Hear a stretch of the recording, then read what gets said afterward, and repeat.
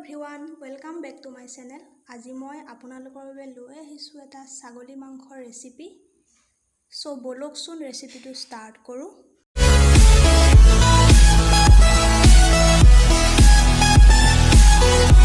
ছাগলী মাংস বনাবলৈ মই ইয়াত 3 পোৱা ছাগলী মাংস লৈ লৈছোঁ।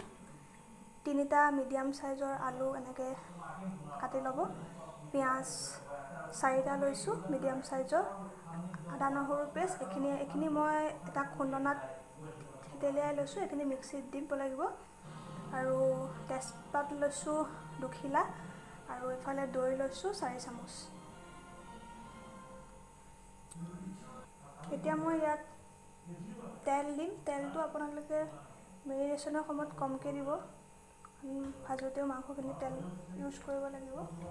ইয়াত মই সৰু চামুচেৰে চামুচ জিৰা পাউডাৰ দিছোঁ, 1 চামুচ ৰেড চিলি দিছোঁ, এইটো ঘৰতে বনোৱা হয়, 1 চামুচ মিট মছলা দিছোঁ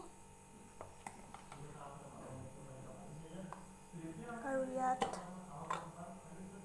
অলপমান পিঁয়াজ দি দিছোঁ। অলপমান পিঁয়াজ ৰাখি দিম, মই পিছত ব্যৱহাৰ কৰিম। অলপমান পিঁয়াজ ৰাখি দিছোঁ। তেজপাত কেইখিলাও ইয়াত দি দিছোঁ আৰু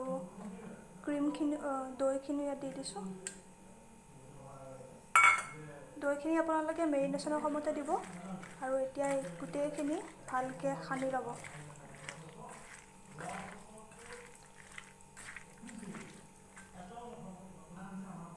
হালধি দিব, হালধিটো দেখুৱাবলৈ পাহৰি গৈছিলোঁ। হালধিটো দিব আৰু নিমখ দিব, সোৱাদ অনুসৰি নিমখ দিব আৰু এইখিনি গোটেইখিনি ভালকৈ মিক্স কৰি ল'ব।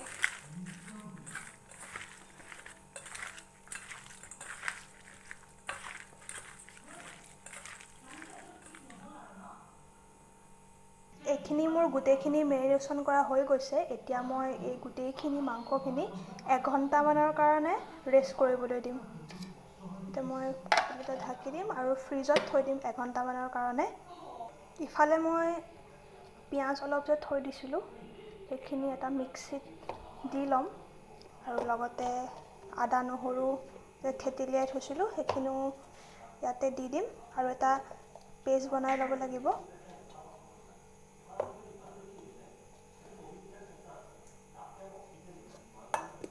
এটা পেষ্ট বনাই ল'ম।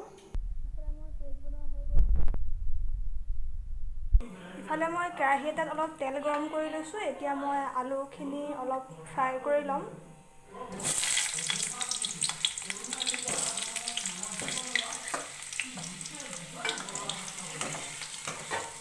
আলুখিনি অলপ ফ্ৰাই কৰি ল'ব।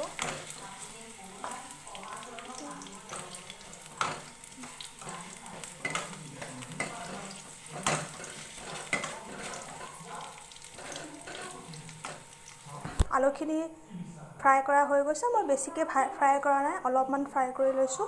আপোনালোকে এনেকৈ অলপমান ফ্ৰাই কৰি ল'ব। ইয়াত মই 1 চামুচ চেনি দিছোঁ। চেনি দিলে কালাৰটো ভাল হয়। আৰু এতিয়া মই মেৰিনেশ্যন কৰি থোৱা মাংসখিনি ইয়াতে এড কৰি দিম।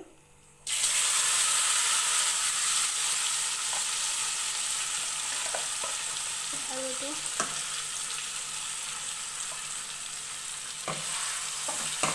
থাকিব।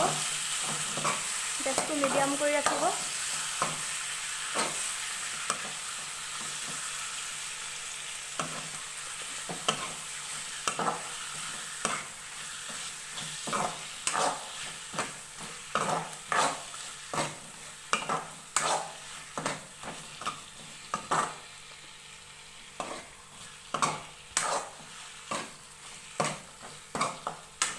এইটো অলপ সময়ৰ কাৰণে ভাজি থাকিব।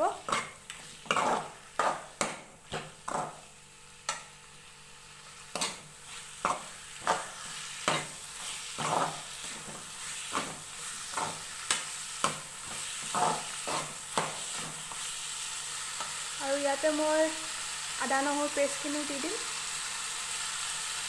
এইখিনিও ভাজি দিব অলপ সময়ৰ কাৰণে।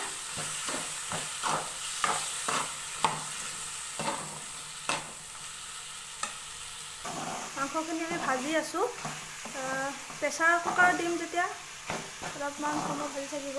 আৰু এতিয়া ইয়াতে মই আলুখিনিও ফ্ৰাই কৰি থোৱা আলুখিনিও ইয়াতে এড কৰি দিম।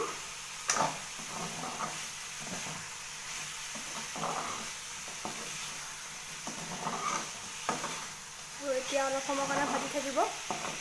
গেছটো মিডিয়াম কৰি ৰাখিব।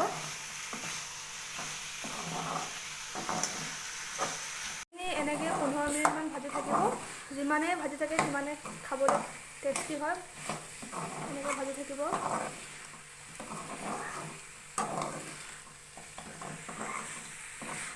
অলপমান পানী দিব। পানী দিব নহ'লে তলৰ পৰা লাগি ধৰিব পাৰে। অলপমান পানী দিব। দি পেলাই আকৌ অলপ সময় কাৰণে লৰাই দিব। আপোনালোকেও কেনেকৈ ছাগলী মাংস বনাই মোক জনাবচোন। হৈ গৈছে। এতিয়া মই ইয়াত জোখমতে পানী দিম। আপোনালোকে যদি পানীটো জোল যদি বেছি কৰিব বিচাৰে তেতিয়াহ'লে পানীটো অলপ বেছিকৈ দিব পৰিমাণটো। যদি কম কৰে তেন্তে হ'লে কমকৈ দিব পৰিমাণটো। পানীৰ পৰিমাণটো কমকৈ দিলে হ'ল। পানী মই যোগ কৰি দিছোঁ। পানীৰ পৰিমাণটো আপোনালোকে চাই ল'ব কিমানখিনি জোল বিচাৰে। আৰু এতিয়া মই ভালকৈ লৰাই দিম। আৰু ঢাকনি এখনেৰে ঢাকি দিম অলপ সময়ৰ কাৰণে। আমাৰ মাংসখিনি উতলি আছে।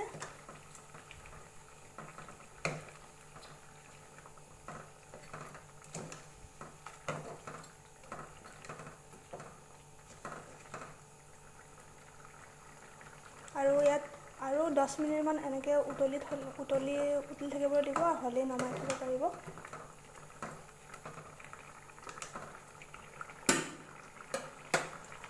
ইফালে মোৰ ছাগলী মাংসখিনি হৈ গৈছে।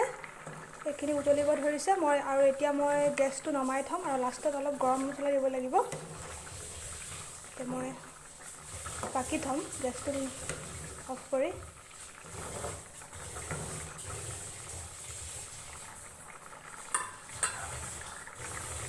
এতিয়া মই অলপ 1 চামুচ গৰম মছলা দি দিছোঁ। আৰু এইখিনিও এতিয়া ভালকৈ মিক্স কৰি ল'ম।